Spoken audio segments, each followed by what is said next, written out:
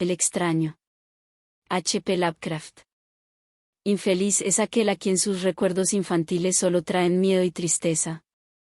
Desgraciado aquel que vuelve la mirada hacia horas solitarias en vastos y lúgubres recintos de cortinados marrones y alucinantes hileras de antiguos volúmenes, o hacia pavorosas vigilias a la sombra de árboles descomunales y grotescos, cargados de enredaderas, que agitan silenciosamente en las alturas sus ramas retorcidas. Tal es lo que los dioses me destinaron, a mí, el aturdido, el frustrado, el estéril, el arruinado. Sin embargo, me siento extrañamente satisfecho y me aferro con desesperación a esos recuerdos marchitos cada vez que mi mente amenaza con ir más allá, hacia el otro. No sé dónde nací, salvo que el castillo era infinitamente horrible, lleno de pasadizos oscuros y con altos cielos rasos donde la mirada solo hallaba telarañas y sombras. Las piedras de los agrietados corredores estaban siempre odiosamente húmedas y por doquier se percibía un olor maldito, como de pilas de cadáveres de generaciones muertas. Jamás había luz, por lo que solía encender velas y quedarme mirándolas fijamente en busca de alivio. Tampoco afuera brillaba el sol, ya que esas terribles arboledas se elevaban por encima de la torre más alta. Una torre negra, sobrepasaba el ramaje y salía al cielo abierto y desconocido, pero estaba casi en ruinas y solo se podía ascender a ella por un escarpado muro poco menos que imposible de escalar. Debo haber vivido años en ese lugar, pero no puedo medir el tiempo. Seres vivos debieron haber atendido a mis necesidades, sin embargo, no puedo rememorar a persona alguna excepto yo mismo, ni ninguna cosa viviente salvo ratas, murciélagos y arañas, silenciosos todos. Supongo que, quienquiera que me haya cuidado, debió haber sido asombrosamente viejo, puesto que mi primera representación mental de una persona viva fue la de algo semejante a mí, pero retorcido, marchito y deteriorado como el castillo. Para mí no tenían nada de grotesco los huesos y los esqueletos esparcidos por las criptas de piedra cavadas en las profundidades de los cimientos. En mi fantasía asociaba estas cosas con los hechos cotidianos y los hallaba más reales que las figuras en colores de seres vivos que veía en muchos libros mohosos. En esos libros aprendí todo lo que sé. Maestro alguno me urgió o me guió, y no recuerdo haber escuchado en todos esos años voces humanas, ni siquiera la mía, ya que, si bien había leído acerca de la palabra hablada, nunca se me ocurrió hablar en voz alta. Mi aspecto era asimismo una cuestión ajena a mi mente, ya que no había espejos en el castillo y me limitaba, por instinto, a verme como un semejante de las figuras juveniles que veía dibujadas o pintadas en los libros. Tenía conciencia de la juventud a causa de lo poco que recordaba. Afuera, tendido en el pútrido foso, bajo los árboles tenebrosos y mudos, solía pasarme horas enteras soñando lo que había leído en los libros, añoraba verme entre gentes alegres, en el mundo soleado allende de la floresta interminable. Una vez traté de escapar del bosque, pero a medida que me alejaba del castillo las sombras se hacían más densas y el aire más impregnado de crecientes temores, de modo que eché a correr frenéticamente por el camino andado, no fuera a extraviarme en un laberinto de lúgubre silencio. Y así, a través de crepúsculos sin fin, soñaba y esperaba, aun cuando no supiera qué. Hasta que en mi negra soledad, el deseo de luz se hizo tan frenético que ya no pude permanecer inactivo y mis manos suplicantes se elevaron hacia esa única torre en ruinas que por encima de la arboleda se hundía en el cielo exterior ignoto. Y por fin resolví escalar la torre, aunque me cayera, ya que mejor era vislumbrar un instante el cielo y perecer, que vivir sin haber contemplado jamás el día. A la húmeda luz crepuscular subí los vetustos peldaños de piedra hasta llegar al nivel donde se interrumpían, y de allí en adelante, trepando por pequeñas entrantes donde apenas cabía un pie, seguí mi peligrosa ascensión. Horrendo y pavoroso era aquel cilindro rocoso, inerte y sin peldaños, negro, ruinoso y solitario, siniestro con su mudo aleteo de espantados murciélagos. Pero más horrenda aún era la lentitud de mi avance, ya que por más que trepase, las tinieblas que me envolvían no se disipaban y un frío nuevo, como de modo venerable y embrujado, me invadió. Tiritando de frío me preguntaba por qué no llegaba a la claridad, y, de haberme atrevido, habría mirado hacia abajo. Se me antojó que la noche había caído de pronto sobre mí y en vano tanteé con la mano libre en busca del antepecho de alguna ventana por la cual espiar hacia afuera y arriba y calcular a qué altura me encontraba. De pronto, al cabo de una interminable y espantosa ascensión a ciegas por aquel precipicio cóncavo y desesperado, sentí que la cabeza tocaba algo sólido, supe entonces que debía haber ganado la terraza o, cuando menos, alguna clase de piso. Alcé la mano libre y, en la oscuridad, palpé un obstáculo, descubriendo que era de piedra inamovible. Luego vino un mortal rodeo a la torre, aferrándome de cualquier soporte que su viscosa pared pudiera ofrecer, hasta que finalmente mi mano, tanteando siempre, halló un punto donde la valla cedía y reanudé la marcha hacia arriba, empujando la losa o puerta con la cabeza, ya que utilizaba ambas manos en mi cauteloso avance. Arriba no apareció luz alguna y, a medida que mis manos iban más y más alto, supe que por el momento mi ascensión había terminado, ya que la puerta daba una abertura que conducía a una superficie plana de piedra, de mayor circunferencia que la torre inferior, sin duda el piso de alguna elevada y espaciosa cámara de observación. Me deslicé sigilosamente por el recinto tratando que la pesada losa no volviera a su lugar, pero fracasé en mi intento. Mientras yacía exhausto sobre el piso de piedra, oí el alucinante eco de su caída, pero con todo tuve la esperanza de volver a levantarla cuando fuese necesario. Creyéndome ya a una altura prodigiosa, muy por encima de las odiadas ramas del bosque, me incorporé fatigosamente y tanteé la pared en busca de alguna ventana que me permitiese mirar por vez primera el cielo y esa luna y esas estrellas sobre las que había leído. Pero ambas manos me decepcionaron, ya que todo cuanto hallé fueron amplias estanterías de mármol cubiertas de aborrecibles cajas oblongas de inquietante dimensión. Más reflexionaba y más me preguntaba qué extraños secretos podía albergar aquel alto recinto construido a tan inmensa distancia del castillo subyacente.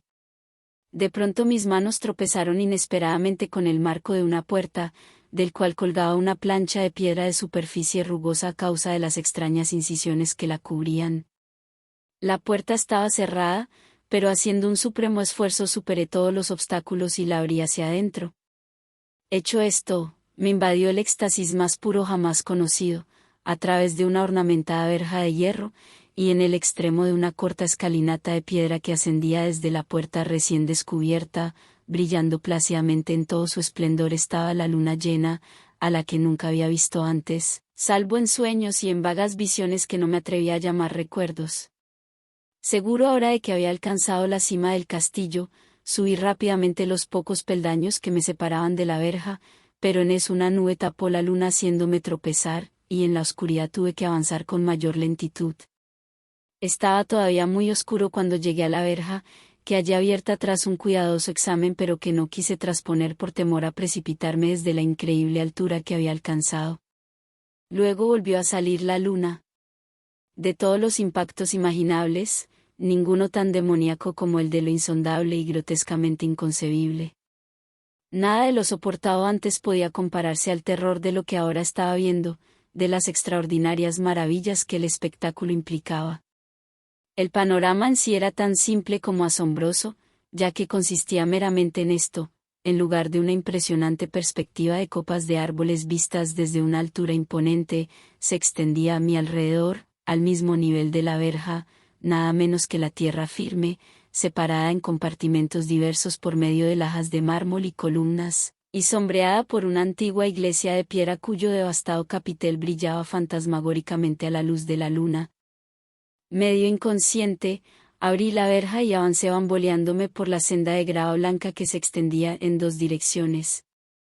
Por aturdida y caótica que estuviera mi mente, persistía en ella ese frenético anhelo de luz, ni siquiera el pasmoso descubrimiento de momentos antes podía detenerme.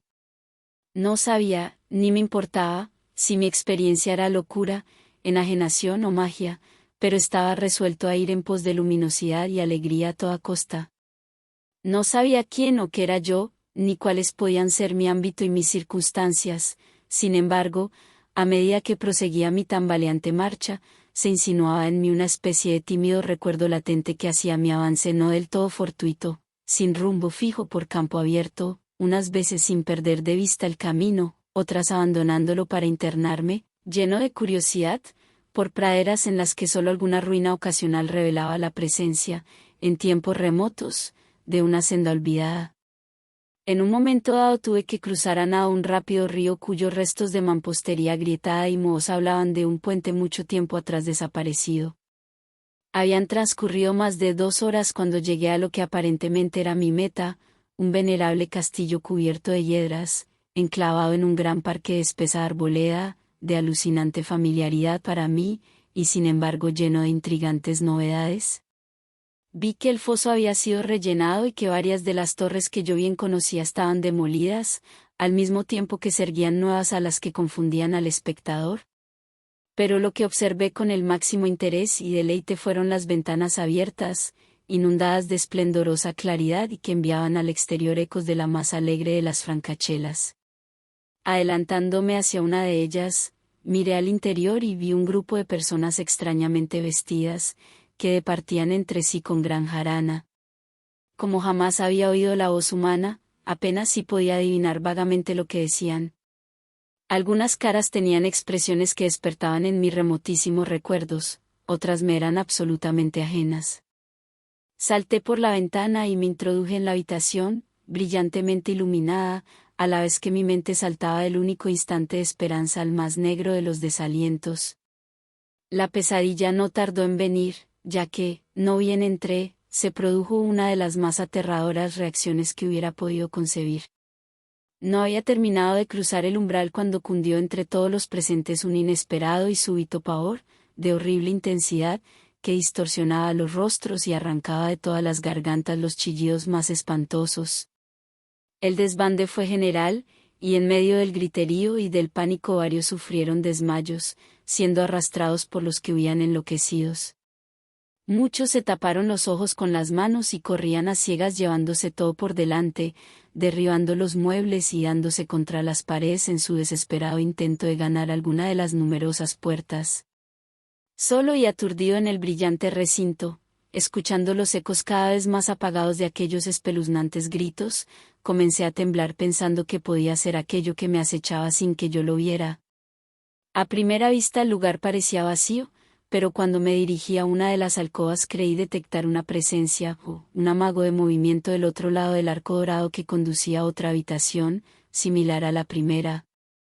A medida que me aproximaba a la arcada comencé a percibir la presencia con más nitidez, y luego, con el primero y último sonido que jamás emití, un aullido horrendo que me repugnó casi tanto como su morbosa causa, contemplé en toda su horrible intensidad el inconcebible, indescriptible, inenarrable monstruo que, por obra de su mera aparición, había convertido una alegre reunión en una horda de delirantes fugitivos.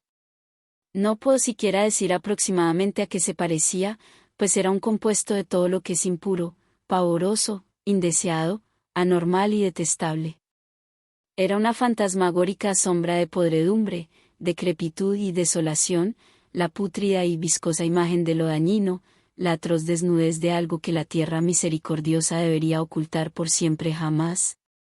Dios sabe que no era de este mundo, o al menos había dejado de serlo, y, sin embargo, con enorme horror de mi parte, pude ver en sus rasgos carcomidos, con huesos que se entreveían, una repulsiva y lejana reminiscencia de formas humanas, y en sus enmohecidas y destrozadas ropas, una indecible cualidad que me estremecía más aún. Estaba casi paralizado, pero no tanto como para no hacer un débil esfuerzo hacia la salvación, un tropezón hacia atrás que no pudo romper el hechizo en que me tenía apresado el monstruo sin voz y sin nombre. Mis ojos, embrujados por aquellos asqueantes ojos vítreos que los miraba fijamente, se negaban a cerrarse, si bien el terrible objeto, tras el primer impacto, se veía ahora más confuso. Traté de levantar la mano y disipar la visión, pero estaba tan anonadado que el brazo no respondió por entero a mi voluntad. Sin embargo, el intento fue suficiente como para alterar mi equilibrio y, bamboleándome, di unos pasos hacia adelante para no caer. Al hacerlo adquirí de pronto la angustiosa noción de la proximidad de la cosa, cuya inmunda respiración tenía casi la impresión de oír. Poco menos que enloquecido, pude no obstante adelantar una mano para detener a la fétida imagen, que se acercaba más y más, cuando de pronto mis dedos tocaron la extremidad putrefacta que el monstruo extendía por debajo del arco dorado.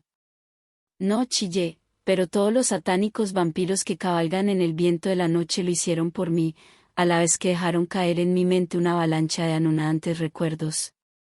Supe en ese mismo instante todo lo ocurrido, recordé hasta más allá del terrorífico castillo y sus árboles, reconocí el edificio en el cual me hallaba, reconocí, lo más terrible, la impía abominación que se erguía ante mí, mirándome de soslayo mientras apartaba de los suyos mis dedos manchados.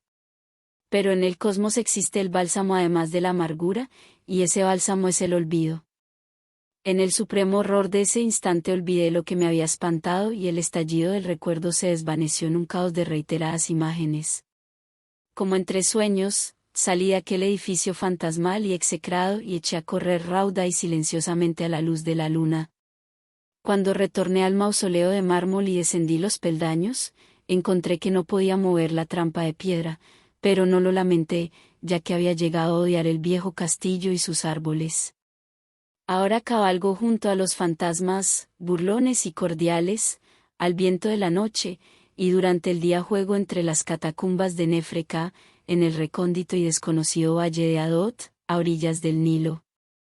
Sé que la luz no es para mí, salvo la luz de la luna sobre las tumbas de roca de Neb, como tampoco es para mí la alegría, salvo las innominadas fiestas de Nitoquiris bajo la gran pirámide, y, sin embargo, en mi nueva y salvaje libertad agradezco casi la amargura de la alienación. Pues aunque el olvido me ha dado la calma, no por eso ignoro que soy un extranjero, un extraño a este siglo y a todos los que aún son hombres. Esto es lo que supe desde que extendí mis dedos hacia esa cosa abominable surgida en aquel gran marco dorado, desde que extendí mis dedos y toqué la fría e inexorable superficie del pulido espejo. Fin.